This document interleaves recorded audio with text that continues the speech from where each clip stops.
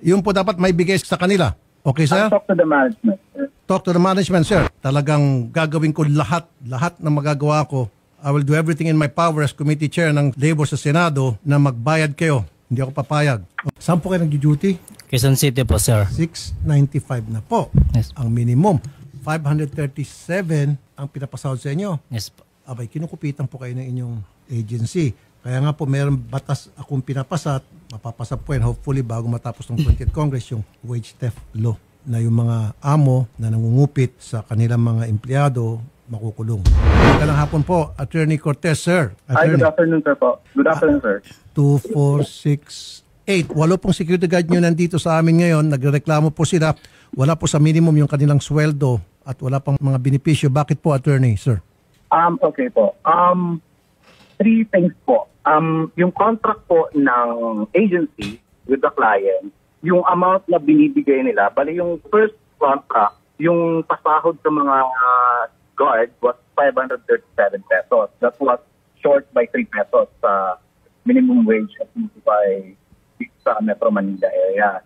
And then sa mga succeeding years for the renewal of the contract, yung client po is yung binibigay nilang amount, yun lang po yung kayang. Okay, attorney, sandali po sir, makasingit ano. You know better, you're a lawyer. Walang pakialam ang mga security guard ninyo doon sa kontratang pinirmahan between your company and your client. Ang pakialam nila, binigyan nila yung serbisyo nila, meron tayong batas na minimum wage na dapat sundin, dapat yun ay binibigay nyo. Problema niyo, ba't kayo nakipagkontrata na mas mababa na para hindi nyo masahuran sa minimum at least man lang itong mga security guard ninyo, sir? Sir, I'm going to my next point po. Yung next point ko is, yung mga security guards po, alam nila sa umpisa na yun lang yung kayang ipasweldo. Yes, sir. Okay, Alam ko rin po yan, sir. Sinasabi sa amin dati pa yan. Well then, kung ganon, alam nyo naman pala na violation yon sa batas, mababalikan kayo, bakit pa kayo nag-offer? Huwag na sana kayo mag-offer para wala kayong naapi. Problema niyo po yan, sir. Bakit kayo nagipagkontrata sa kliyente ninyo na alam nyo kapag nagipagkontrata kayo dyan, magkakaroon kayo ng violation at makakasuhan pa kayo? Oh, ba't nyo pa rin pinagpilitan?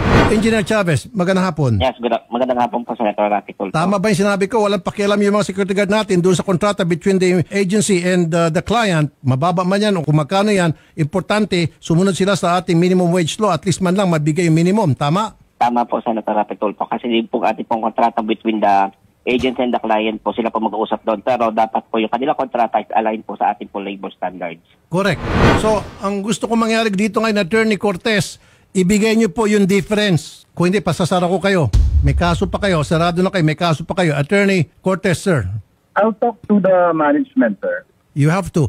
Malas nyo lang. Ako po ngayon ang committee chair sa Senado ng Labor. At hindi ako papayag habang ako po ang committee chair ng Labor na may maapi na mga manggagawat lumalapit sa akin na hindi ko mapagsilbihan. I understand. Trust me. So isa lang pong patutungan nito. Ibibigay niyo po yung difference at pagkatapos kasi kasama yung mga benefits, binabawasan din kayo. Yes po. Para sa benefits. Yung difference between 537 and kung magkano ba yung minimum ng hinahal niyo sila, yun po dapat may bigay sa kanila. Okay, sir? I'll talk to the management, sir. Talk to the management, sir. Magandang hapon po, Colonel Recinto, sir. Magandang hapon po, Senator Tulfo. Gusto ko po, madisiplina po itong agency at masiguro kasama po yung DOLE at kayo na maibigay po yung difference sa mga security guard na matagal nang kinukupit nitong agency sa kanila. Colonel. Yes po, Senator. Ako po ay nakikinig kanina sa inyong usapan at nais ko pong banggitin na nasasaad po sa ating batas under Republic Act 11917 o ang batas na nagre-regulate sa ating security guard agencies. Particular po sa Section 238 ng ating IRR, Code of Conduct of Service Operators. Under po ng number 5. Oh. The security service operator po shall pay their guards salaries, wages, and benefits in accordance with rates fixed by law, particularly labor and wage laws. At yun po, batay po sa Sir, ating sumasaludo kanina, po sa inyo, Colonel. At alam na alam niyo po talaga yung trabaho ninyo. Ako po ay humahanga. Sobrang thank you, Colonel, at magtulungan tayo. At kapag pinatawag ko sa Senado, itong JKK, tatamaan po ito sa akin. For the meantime, first things first, gusto ko po, Engineer Chavez and Colonel Recinto, mai-refund po yung pera sa kanila siguro within this week. Pwede po? Yes po. Yes po, Senator. Agad po namin actionan yung mga hinaing po ng ating mga security guard. Engineer Chavez, Yes po, sir. ipatatawag niyo po itong security agency dyan sa inyong tanggapan. Of course, kasama rin po yung SOSYA para maobliga sila at magkabayaran po by Friday. As noted po, Senator Rapicol po. Opo. JKK, Yes, sir. Friday, gawan niyo po ng remedyo na mai-refund. Malas nyo lang, ako yung committee chair ng labor sa Senado. Talagang gagawin ko lahat na magagawa ko.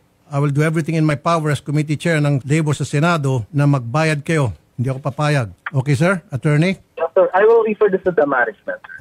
Engineer Chavez, tawagan niyo at padala niyo ng sulat agad-agad ito pong agency para mag-report sa inyo. Kasama po yung SOSYA na mag-supervise or magsusuporta at kami rin po. Tama, Engineer Chavez and Colonel Recinto? po namin October 10 po, Friday. Friday po, pag-reportin. Yes po.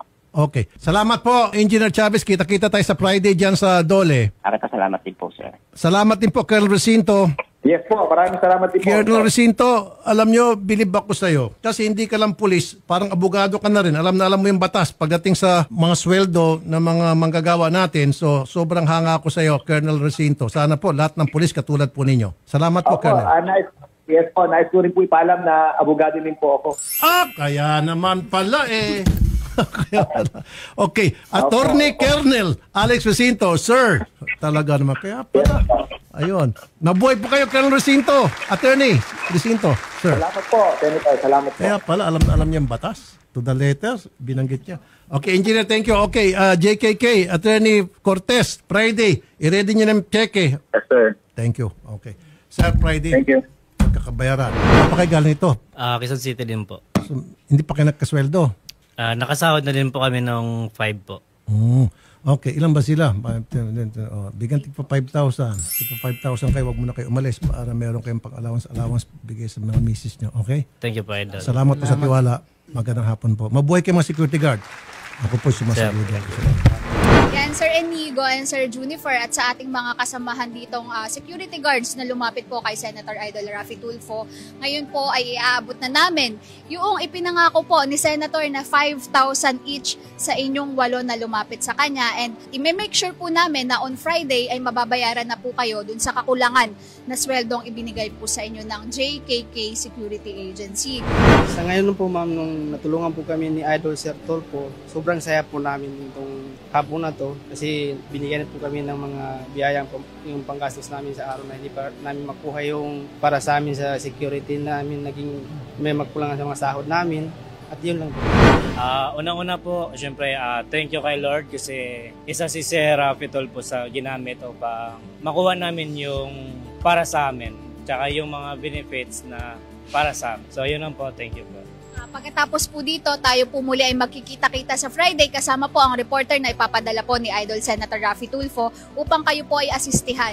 Salamat sa'yo, Idol Raffy Tulfo. Ika'y sandalat ng mga inaaping Pilipino. Nandiyan ang Diyos Ama, nakamasid sa'yo, ika'y ginagabayan. Kailangan ka ng sambayanan.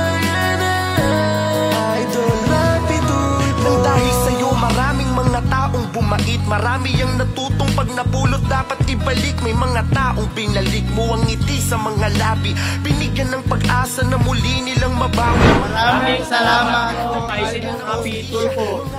Ayos na mag-asawang nasisira, mga pinagbating kaibigan na nagka